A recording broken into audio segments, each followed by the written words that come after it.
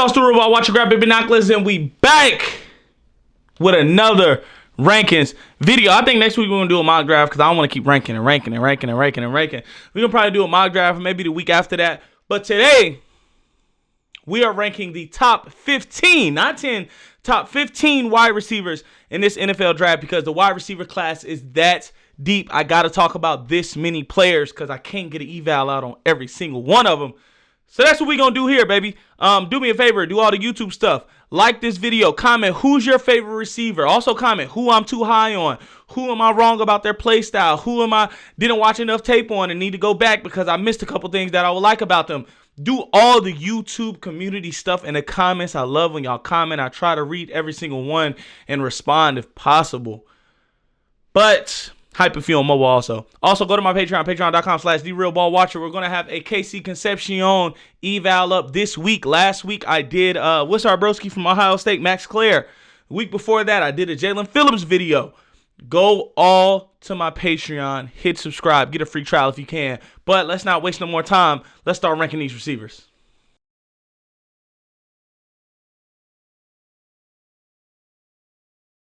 All right, before I even jump into it, let's keep it a buck. A lot of these guys are flip-floppable, especially in these same tier groupings. So much so that before I hit record, I was flipping around the bottom of this list because I still I'm not completely 100% sure this is how I want the bottom of the list set. But starting out with this first group, this is going to be your late day two, maybe middle day two, into second, early third guys, but really in the middle of the third, late third. That's where I'm cool with taking these guys, and that's going to be Elijah Surratt.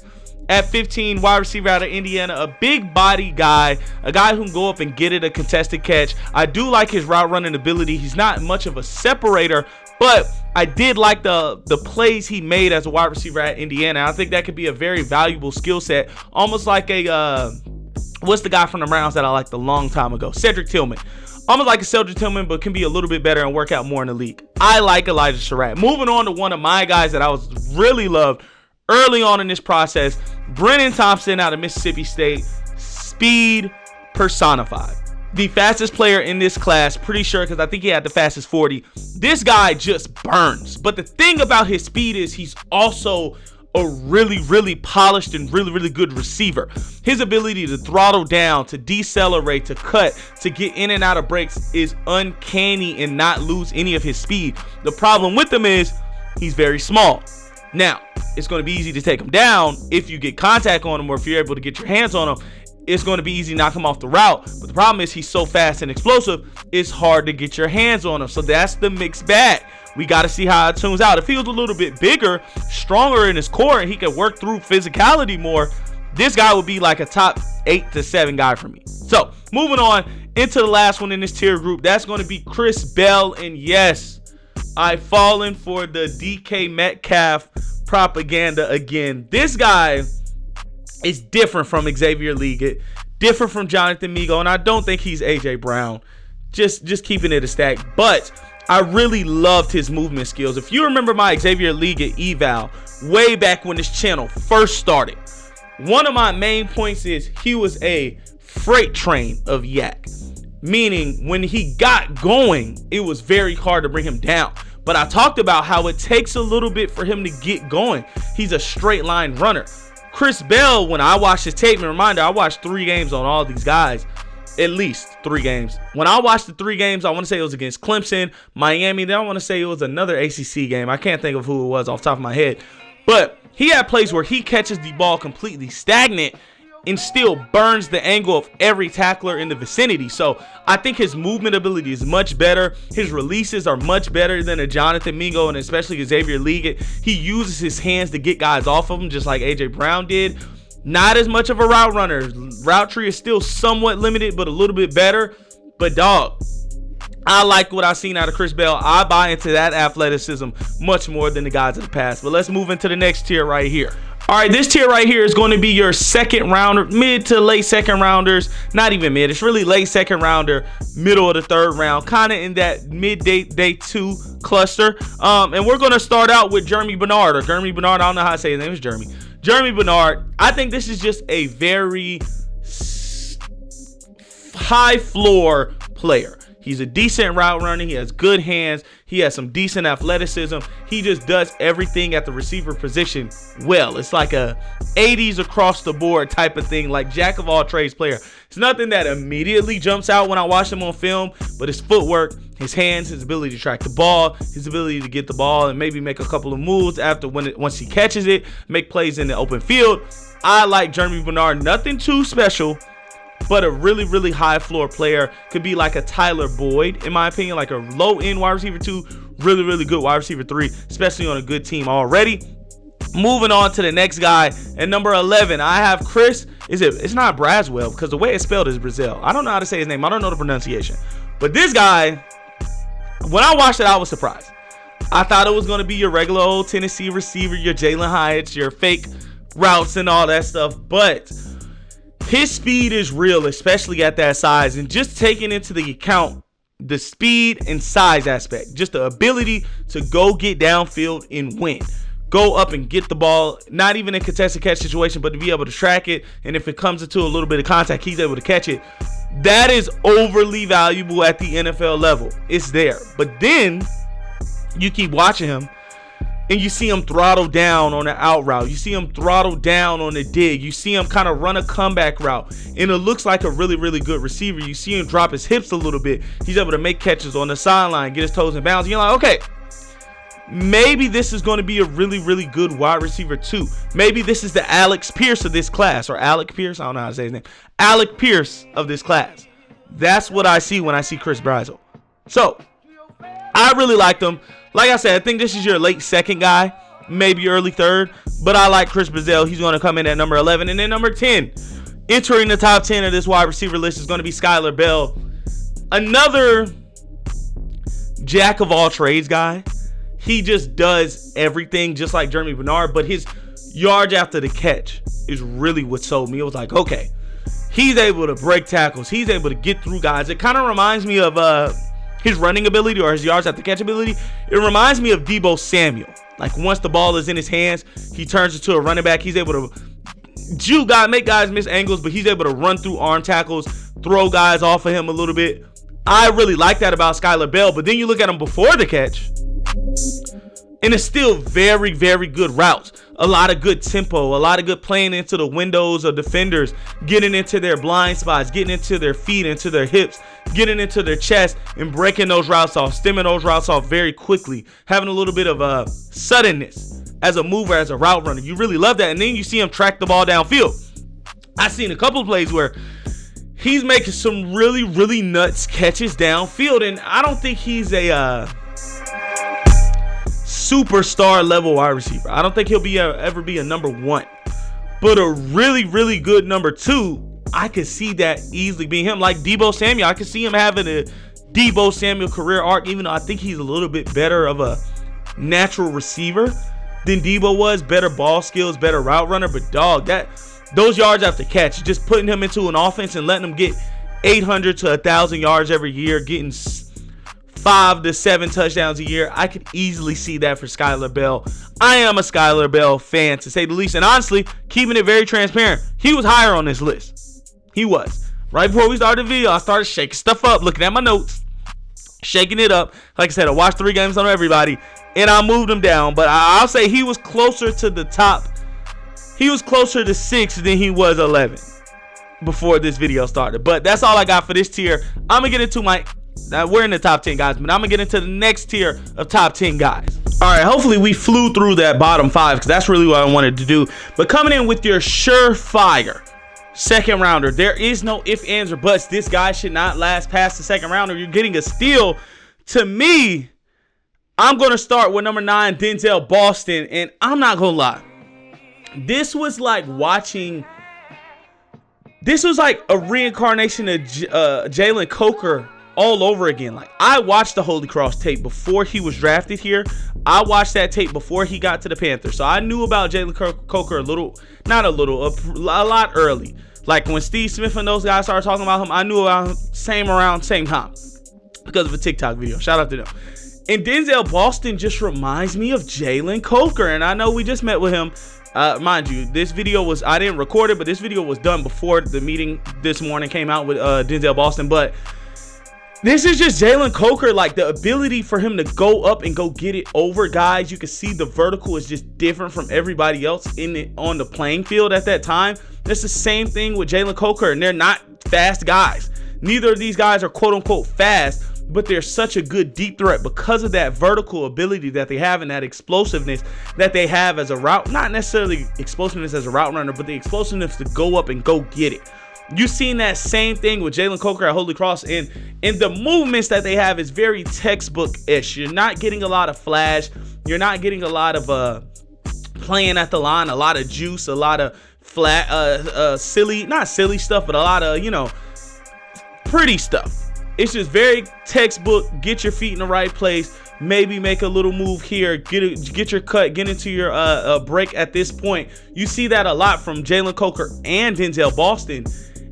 And it's very uncanny to me. I feel like you're getting Jalen Coker that played at a higher level of football, so you're going to see him ranked higher. You feel what I'm saying? Like, I think everybody knows if Jalen Coker came out in the draft and he was playing for a Pac-12 team or a Big 12 team or somebody like that, maybe not SEC and stuff, but one of those conferences, and he played as well as he did at Holy Cross, he would be a day 2 guy.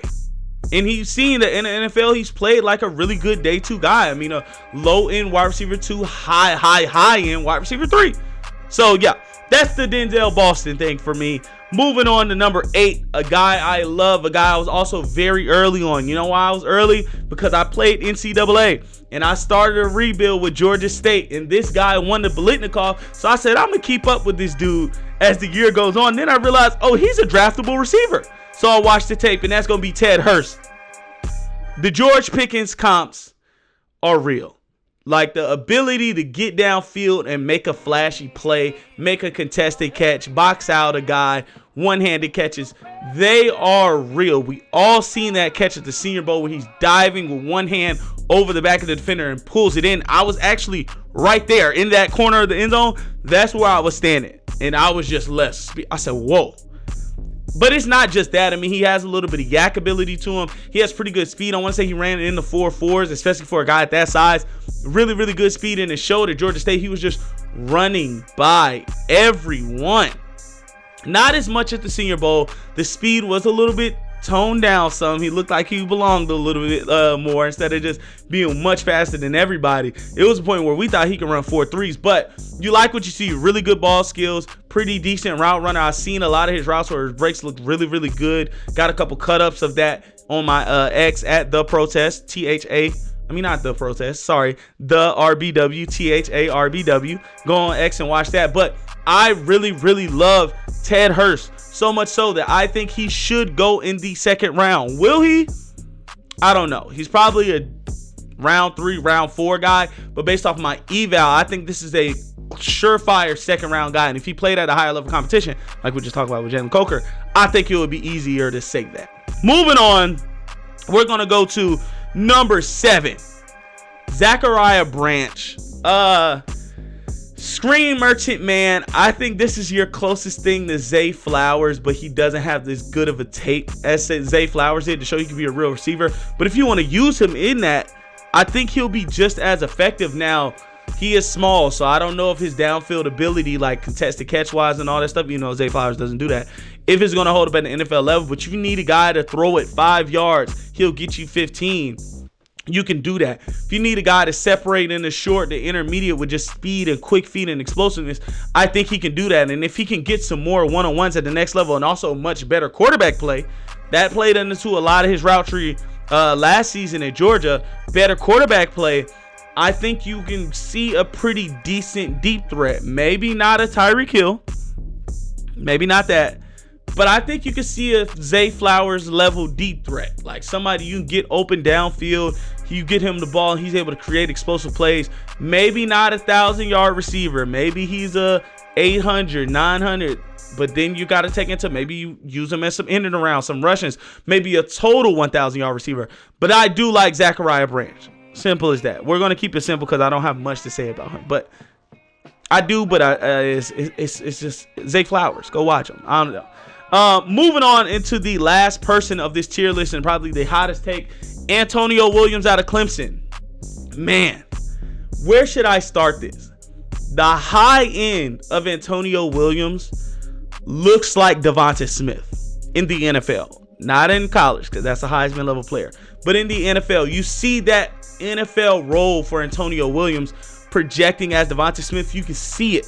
He can win downfield and contest the catch. I've seen him with that one catch against Georgia, was just amazing in 2024. But then he just separates so easy downfield also. He's able to just create explosive highlight plays. If you need somebody to get open downfield, he can do that. But then you take into account that this guy is super shifty, super fast, super explosive underneath. He's probably the second or third best mover, and the only two guys that move better, maybe fourth because Brendan Thompson also, but maybe the only guys who move better with a combination of speed, explosiveness, suddenness, are two guys that's above him on this list. Like, I just think the ability for him to be a really, really good slot receiver, and also yards after catch is pretty decent. It's not amazing. I think it's closer to like a Khalil Shakur, yards after catch wise, versus the Debo or Jamar Chase or somebody like that. But it's very, very effective. And I think Khalil Shakur is a pretty good floor for what Antonio Williams could be. Maybe a much better deep threat. But I like the Khalil Shakur to Devonta Smith range of outcomes. I really do love that. And I really love his route running ability. I love his hands. I love his just ability to make plays, and that's what you want from your receiver. So that's all I got from this cluster of guys, or this tier of guys. This is your surefire second round guys, and I would be elated if my team, the Carolina Panthers, took Antonio Williams in the second round. I would not be mad at all. I'm just giving you my take. But let's move into the top tier guys, and all the guys now that I talk about are first round guys to me. Simple as that. So let's talk about it. Carnell Tate, Ohio State. That's going to be our number 5 receiver. Maybe a shock to some. I'm just being honest. Things about Carnell Tate, really, really good deep threat. Even though he's not a burner, the long strides that he has, the way that he sets up moves deep, the way he sets up off coverage defenders deep is amazing. And you can see why he's able to track the ball, make contested catches, get under it, get downfield with those long strides, stack corners, stack safeties, and off coverage. You see why he's such a good deep threat. It reminds you of T. Higgins, who are guys that's not that fast, but his hands downfield, his ability to stack guys downfield, and his ability to set up his deep routes are crisp. But the thing with Carnell Tate that made me drop him below the guys above him, yak. I did not see as much yak as I would want to see. Now, I did see him get open underneath. I think his suddenness on dig routes and things underneath was pretty good. His hands are still pretty good. Feet, body control still pretty good. I think about that comeback catch against Texas when he was able to go up, get both feet down on a scramble drill. I love all that stuff, but the yak, it's not as good as it advertised. It can improve. I do believe that it could improve. So that's why I like him still. But the ability for him to beat press coverage, I did not like the prospects of that. When I was watching him against press coverage, a lot of times guys were staying in his chest. He wasn't creating separation against those guys. He wasn't getting those guys' hands off of him. And that's what made me drop him, because I think all of these guys above him are much better against press. That's not saying he's bad against it. But if you need a guy to clearly get open against that, I don't know if Carnell Tate is going to be the man for the job. You feel me? But I still like him a lot. Still going to be a first round receiver to me personally. I don't mind where you take him. I think he'll be pretty good. I think personally he should go after the second or third wide receiver. That's me personally. But if somebody took him in the first round, the first top 10, I guess I get it. So yeah. Moving on to the next guy, number 4, another hot take, most likely, Mekhi Lemon. And I couldn't wait to talk about this guy because I didn't get a full eval out or nothing. And this is a guy that's very highly touted, very highly talked about. It's cooled off a little bit now, but to me, Mekhi Lemon is like the guy on my jersey.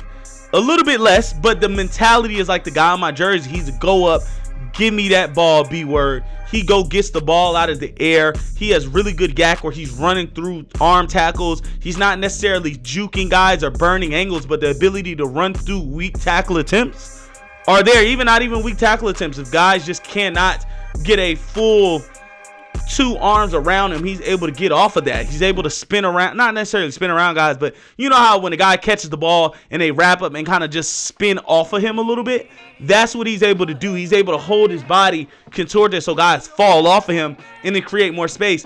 But what I did not like as much about Mekhi Lemon, size, speed, combination of separation. That's what I missed. Like for me, the route tree that Mekhi Lemon had was like a big slot tight end. That's not a knock, because a big slot tight end is really just running a wide receiver route tree. But a lot of his wins are versus off coverage. A lot of his wins are versus safeties. A lot of his wins aren't necessarily being outside versus a star corner going up and beating him with his footwork off a release, beating him with the tempo on his routes, beating him by just getting past the guy. And I didn't see him run away from a lot of people. Those aren't super negatives, but it's what made me put these other three guys above him. I still think he's easily a first round guy. And if the Panthers took him, I would end up being happy about it. Now, I do have three other guys that I prefer. So, if those guys are there, I'm going to have a little, just like, I don't know, man. I would have rather had those other guys. But I still like him as a player. I mean, those big slot tight ends work in the NFL. What can we hate on? So a slot receiver who's not necessarily a big slot, but a guy who can make contested catches, a guy who can get you yak, a guy who can get open deep, especially versus off coverage. He can get that kind of the same way the tight ends get open deep. It's the same way he's a good seam ball thrower, like a seam ball catcher. He can open that up for your offense. I like Mekhi Lemon, but he is going to come in fourth for me, and that's because third is the carbon copy of this guy. It's a route tree. Omar Cooper Jr. from the slot. Dog, I just think Omar Cooper Jr. runs the same things. He does the same thing Mekhi Lemon does, but bigger. And he does it faster. He has more explosive. He has more twitch to him. They all run the same things, but because of his size difference, because of his explosive difference, I think Omar Cooper Jr. can play outside. You've seen his body control. You see he can go up and make contested catches. You see he can get catches outside of his frame, like that one-handed catch against Oregon. You see the yak. It's the same as Mekhi Lemon. He can break tackles. He can got weak arm tackles. He can run through those. He can kind of get guys thrown off from him, get off of his shoulders, brush your shoulders off. But I do see him burn angles more. But I do see him running away from guys downfield as a deep threat. But I do see him using more releases at the line of scrimmage, which gives me more confidence that you can move this guy outside more. Not only more, but if you wanted him to be an outside receiver, if you wanted him to be your Z, I have more confidence that Omar Cooper Jr. will be closer to maximizing his potential and talent at Z than I think Omar Cooper Jr. would. It's not a knock on Omar Cooper Jr. Because once again, I think these guys do a lot of the same stuff. The eval is the same almost, the same production, the same result, but it's in a bigger, more explosive, faster body. You see what I'm saying? That's the only difference. I think these guys are right there together. I think if you're willing to take Mekhi Lemon at, number 9 overall. Who is the Chiefs? Number 9? If you're willing to take Mekhi Lemon at number 9, I don't see any reason why you wouldn't be able to take Omar Cooper at number 9. You see what I'm saying? I think they do a lot of the same stuff. So I think these two are kind of like Andre and Big Boy. They're a group. They're coupled together. You can't have one without the other. They got to be together. Even on those double albums, on their solo albums, there's going to be a double album together. So moving on into my last guy in this tier, KC Concepcion. Man, I got a full eval coming out on him this week on the Patreon. But dog, I think this is my favorite to be a Panther. If the next guy that's number 1, who a lot of us probably already know who it is, but the next guy doesn't fall to 19, and mind you, this isn't a late Roger draft, all that stuff. I was talking about KC Concepcion in December. Matter of fact, I was talking about KC Concepcion a year ago at NC State. I love KC Concepcion so much so I remember he was playing running back at sometimes for NC State because he's just such a good player with the ball in his hands. You talk about yak. This guy has yak. You cannot lay a hand on him, and if you do, he can run through a couple of arm tackles, but he burns angles. That's what it is. The way he burns angles and makes guys wrong with his speed and explosiveness is uncanny. The explosiveness he has, the speed, the ability at the line of scrimmage to not route guys up, but to release and get guys off balance and explode past them. Some of the catches he makes downfield. He can go up and get a contested catch over a guy if he needs to. Casey Concepcion just reminds me so much. I seen a Jalen Waddle comp out there, and I'm not mad at that at all. I see a lot of Jalen Waddle in this game. The speed that he has and the ability to break off routes, to get into his breaks in different cuts and things like that without losing any speed. You've seen him burn NFL talent. Brandon Cisse, Jelon Kilgore. You've seen him beat Mansour Delane a lot in that LSU game, but he just didn't get the ball a lot of those times. You've seen him play those top tier players and get open against those guys in this draft. You've seen NC State say this guy is so good, it doesn't matter where we put him. We can put him in the backfield, put him in the slot, put him on wide receiver. Just get this guy the ball. I think he's a star waiting to shine. Easily a 1,000-yard to 1,300-yard receiver to me. I think this guy should easily be into top 15 talks. And I know there's a drop issue. We do got to address that. He did have a lot of drops, but you offset those drops with the explosive plays that he has. Even if he brings that drop issue into the NFL, the explosive plays that he has to offset that, you will forget about those drops. I pinky promise. Same thing with T-Mac. He had a lot of drops. You want to see him cut those drops down, but the plays he provided after that, so good that he's able to win the Rookie of the Year award. I think it's a similar thing. Talk about Casey Concepcion, but let me not glaze too much because I do got an eval that is coming out this week. So let's move into the number one receiver and a guy that's in a tier of his own. All right, let's get into this last person, bro. Let's not waste no time. This guy is in a tier of his own. Jordan Tyson. This should be easily a top 10 pick on a level playing field that nobody else is on. The movement ability, dog, the way that he moves, he's so shifty. I see somebody talk about how Chad Ochocinco moves. Shout out to Rob Percentage to the group chat. This is the closest guy to me to how somebody like that will move, where you just move different. The ability to releases, the what do you call it? The top of his routes, the wiggle that he has, the ability to get in and out of breaks, to just shift wide receivers, to get them on the wrong foot and explode the other way. I was talking to myself when I was watching the tape, and I'm like, damn, this is like Devontae Adams with much better yak. Like, maybe not much better yak, but it just reminds me so much of Devontae Adams. Like, watching peak Devontae Adams and watching Jordan Tyson side by side, it's the same thing. And then the ball skills downfield, the ball skills to make these insane catches and just track the ball, get under it, make one-hand catches, make these acrobatic outside of his frame catches through defenders. He's on a playing field of his own. Simple as that. And I know the injuries are there. The injuries are a concern. You do have to mention the injuries. But, dog, if he did not have those injuries, I don't think we could talk about him outside of the top 5. Like, I think if you could say that Jordan Tyson never had his ACL surgery, he finished both, or even if you say that he finished both the last 2 seasons completely healthy, I think if you're the Tennessee Titans and you're staring at Jordan Tyson at, 4 that they pick at, it's no way in hell you take anybody else other than Jordan Tyson to pair with Cam Ward. He's that good if you can guarantee health. And that is the issue, the health. But I don't care. I'm not going off health. I'm not in the doctor's rooms. I don't know nothing about that. All the injuries to me don't seem connected. A shoulder, a torn ACL, and then a hammy. Those things are not connected to me. Sometimes you just get bad injury luck. We seen it with JC. Just had a couple of bad injuries, and then he got healthy. These past 2 seasons has not missed too many games at all. I mean, he had a concussion, but everybody gets concussions. It's football. Simple as that. But yeah, Thomas Davis, we seen him have 3 ACL injuries. All of those connected. Then he went on to play another 6, 7, 8 years uninterrupted. Matter of fact, he broke his arm and still played in the Super Bowl. So I think it's a little bit more of that, but I'm not a doctor. I don't know. I can only go on what's on the tape. And on the tape, there is not a receiver that's close to Jordan Tyson. If somebody's telling you it is, I think they're lying.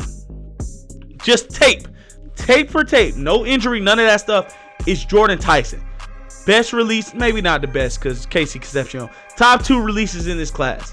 Maybe the best route runner in this class. Some of the best ball skills in this class. One of the best deep threats in this class. One of the best guys, quarterback friendly. This could be your Z, and he's going to be a star level Z. Like I said, it's just like Devontae Adams. I see it. Garrett Wilson. I see it in his game. All those guys. I just see a little bit of Odell, especially before he got hurt. Odell in his game. I see a mixture of all three of those guys, and look at those guys' resumes. Those are top end receivers. So if the Panthers, if he fall to 19, I think, matter of fact, if you eliminate the injuries, let me preface this, eliminate the injuries. I think just tape for tape, Jordan Tyson is a better prospect than Tetairoa McMillan was. And y'all know I was high on Tetairoa McMillan. So that lets you know how much of what I feel like, or what I feel about Jordan Tyson. You feel me? So I'm gonna stop there because now we getting into some territory that's gonna get me in trouble. But let me stop there. Let's move on. All right, man, that was a doozy. I feel like this is gonna be a long video, especially those top 5, 6. I feel like I talked for a long time. I ain't gonna lie. But that's all I got for y'all, man. Put up them binoculars. This has been the Real Ball Watcher. I will see y'all next week. Do me a favor, like, comment, subscribe, hype if you're on mobile, do all the YouTube stuff. Let me know who am I tripping on. Give me your wide receiver rankings in the comments. Matter of fact, who's your favorite prospect on this list? Who would I leave off this list? Because a lot of guys are going to get snubbed, unfortunately. Simple as that. Simple as that. But without further ado, put up the binoculars, turn on the post notifications. I'll see y'all next week with a mock draft. Let's do it.